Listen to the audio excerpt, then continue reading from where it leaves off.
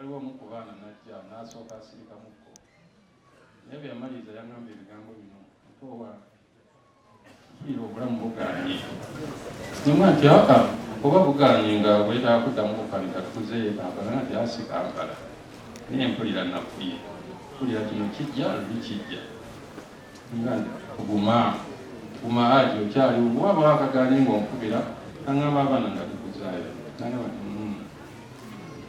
ekigambo ekyatuma okuma amaanyi nasabala omuseege ama nti abaana bakulekedde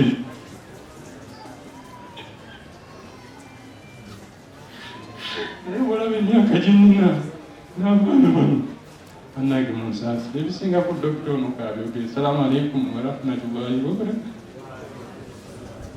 Alhamdulillahi rabbil alamin wala aqibatu lil خير ولا عدوان إلا على الظالمين كالمبتدى والمشركين. قال صلى الله عليه وسلم إذا مات ابن آدم انقطع عمله إلا من ثلاثة وذكر فيها ولد صالح يدعى له. Wakati bangi baganda bange protocol observed abana baffe banyinaffe baganda bange batata baffe tubebaza okujja tuzikirako mukulu waffe Alhaji Mirundi ebadde mpagi Luwaga naye nze bwe ntunudde amaanyi ne ganziramu ne ngamba nti alhamdulillahi rabbil alamin.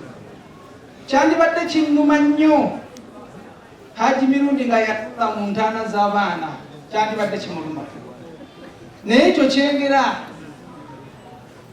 eyo sunna ya Allah subhanahu wa ta'ala sunnatillahi fil khalq.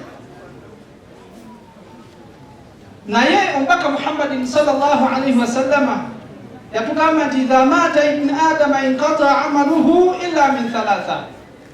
Omwanadamu bwafa n'ava kuno ku nsi nga mukulu waffe Allah bamujjuludde byonna byakoze bigwawo n'asigaza ensonga ssatu sigenda kuzimenya zonna olw'obuseera naye n'agamba nti alwaladun salihun yud'a lahu.